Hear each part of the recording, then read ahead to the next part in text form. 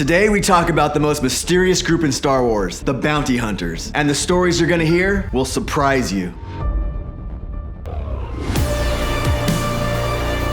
Welcome back to The Journey, and if you're new, we're collecting the entire Star Wars Kenner line, starting at 1977 and ending at 1985. Yes, we started from scratch, so if you want to go back and catch up on those episodes, please do. My first experience with the Bounty Hunters was like many of you, seeing them for the first time in The Empire Strikes Back. IG-88, Forlom, Zuckuss, Dengar, Bosk, and the most famous of them all, Boba Fett. But we didn't get any backstory or any information about them, or even character names in the movie that were completely clear. Vader and his crew just referenced to them as bounty hunters. Bounty hunters? We don't need that scum. Yes, sir.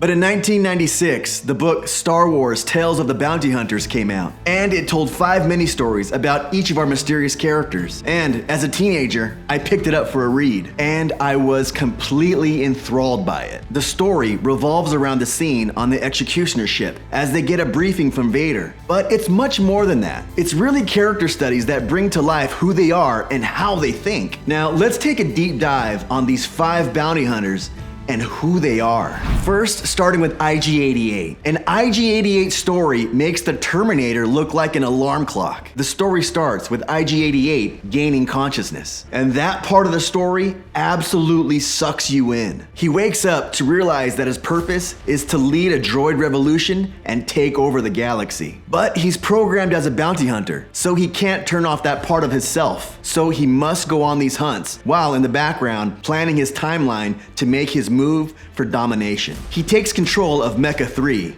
a planet that thrives on droid construction and distribution. IG-88 gains knowledge of Vader placing a large order for probe droids, but IG-88 reprograms these probe droids so he can be sent communication of the hidden rebel base before even Vader or the Empire is relayed that same info. IG-88 also embeds codes in every mainframe circuit of every droid produced at Mecha 3 that will activate when they are in need for the droid revolution. Does that sound familiar?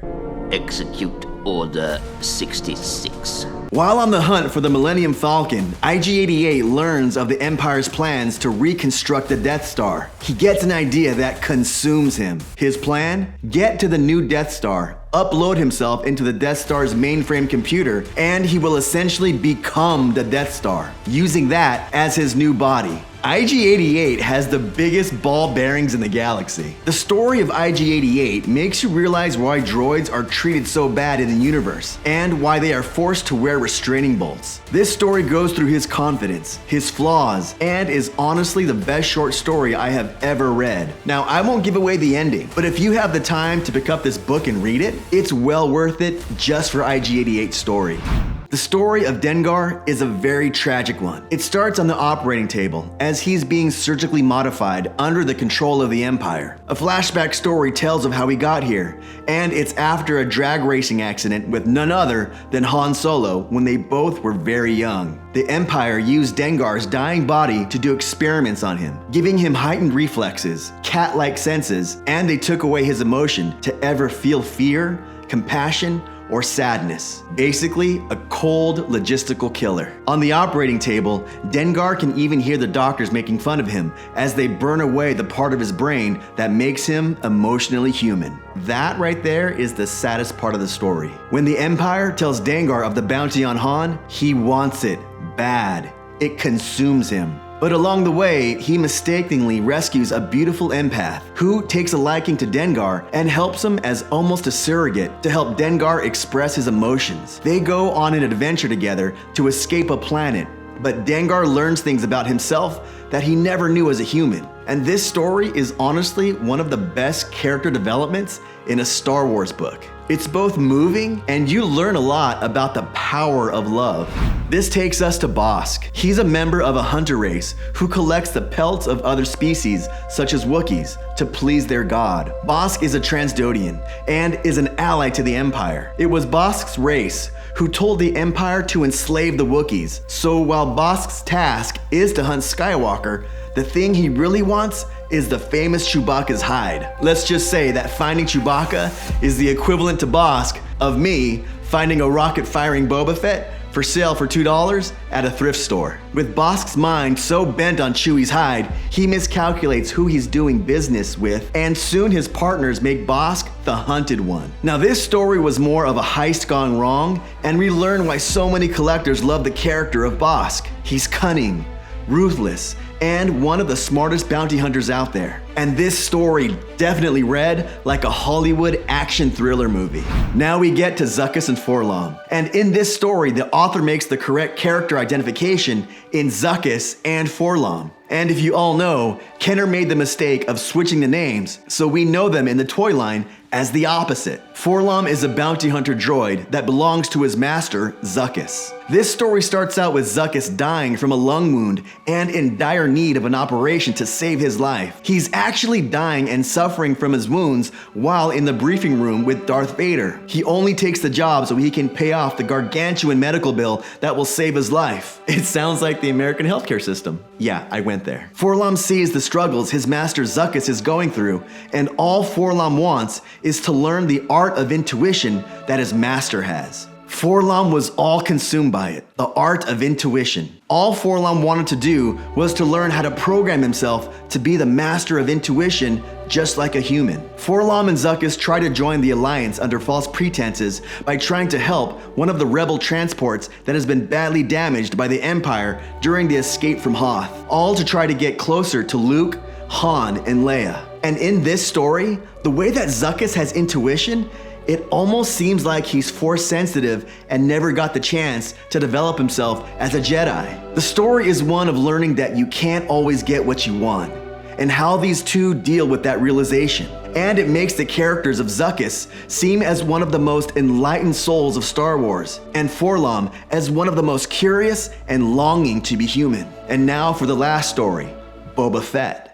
Now, since this book was released in 1996, this book obviously doesn't follow the canon that George Lucas established in the Attack of the Clones. In this story, he is not the son of Jango Fett, nor is he a clone in this story. And this was really the first story to tell the bounty hunter's true backstory, as there was no Wikipedia at the time, nor was there any extra lore to understand who Boba was. He was really a mysterious character, with not a lot of people in the general public even knowing his name. We start the story with him in prison, as a young man awaiting trial for an execution-style murder. And he commits the murder as a vigilante, who thinks he was doing the right thing. It flash forwards to years later.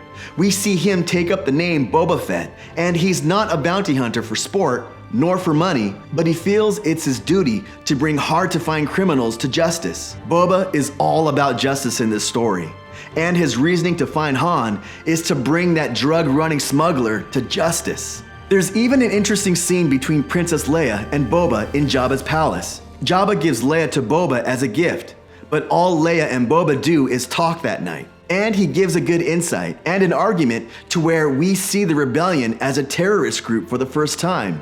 He makes a lot of sense and leaves Leia questioning her motives. Boba sees himself as a patriot, helping his government. And in this book, Boba also escapes the Sarlacc pit, and there's an interesting scene with Han and Boba as they are in their elder years. Boba is still pursuing Han, but both of them are so old and gray that Boba has knee problems and Han a terrible gambling addiction. It's a very real scene and makes for an interesting close to their connection. Now, I know that none of this book is canon, but to me, well, with the exception of Boba's story, will always be a guide, not to what happened to them as canon, but their thought processes and what's inside their characters. And I hope that when the writers of the Book of Boba Fett, or anybody who's writing Star Wars stories, they look to this book to establish what's inside these bounty hunters and their motives, because it really gives you insight to those characters that we love and are so mysterious as bounty hunters. And speaking of emotions, I think I want to get a bounty hunter figure that meant so much to me as a child. Now, I really loved IG-88 as a kid, and I still have my childhood figure of him. Now, my childhood figure, it's missing his arms, but I did pick up another one while I was in college, and I think I picked it up for $5 because at the time, that's all I can spend on these figures. I mean, I had to pay for rent, for school, for gas, for girls. And on this run, I was finally happy to get 4-LOM, Zuckuss. I also got a Bosk, and I also got 2 Boba Fetts, One for my grading run, which I sent off to CAS already, and the other one we put inside that display. So that leaves me with just 2 more bounty hunters to get. So which one will I get?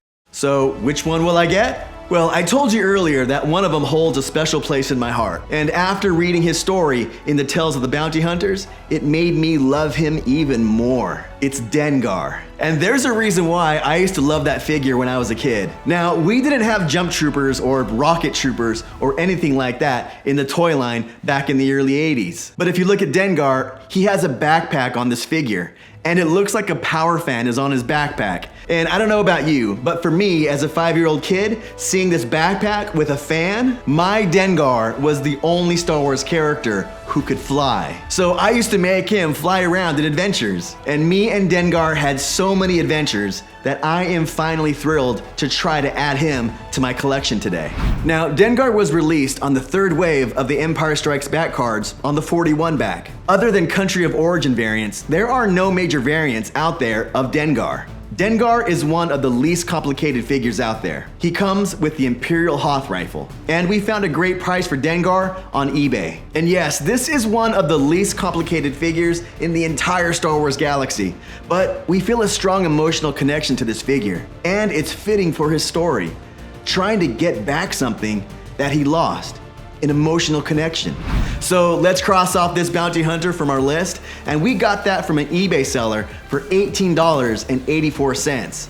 And let's place him in our gorgeous cabinet from Collector Displays. So thank you for joining me on that deep dive on the bounty hunters and who they are and what they think. And it is one of the best books that you'll ever read. It's a quick page turner, so really go out there. It's called The Tales of the Bounty Hunters. And also, follow me on my social media. All my links are right there on my YouTube homepage. And if you found this video interesting, please hit that like button. It does support the channel. And if you need any supplies for your collecting journey, in my description are links to things that you may need. And when you do click and buy from those links, it does support the channel. So thank you for that. And if you want to see more Star Wars collecting content from me, please subscribe to the channel and also hit that notification bell so you can follow the journey. I post videos every Wednesday and Saturday. And as always, my friends, thank you, and I will see you next time. If you're new to the channel, check out the welcome video or just check out the next episode. And please subscribe if you want to follow the journey. And remember, there is no shame in being a Padawan.